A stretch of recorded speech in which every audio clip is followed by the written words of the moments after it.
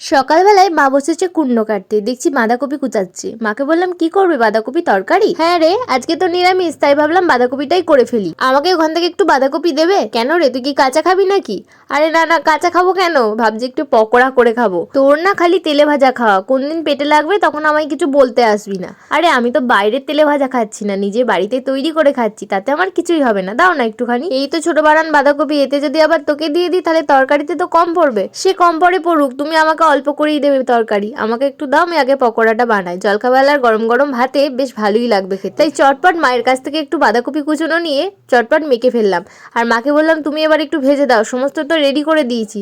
বললো ঠিক আছে দে, আমি ভেজে দিচ্ছি। আর নতুন সাদা তেলের বোতলটা ভেঙেছে দেখে মা বললো, এটা তুই তেলে ভাজা ভেজে ভেজে শেষ করে দিবি, আমার আর কোনো কাজেই লাগবে না। আরে না না মা, অত টেনশন করো না তুমি। আর কি হয়েছে জানো, পকোড়া ভাজার সঙ্গে সঙ্গে গরম গরম খেতে গিয়ে গেছে আমার জিভটা পুড়ে। লোভ সামলাতে না পারলে যা হয়। তোমাদের কার কার ভালো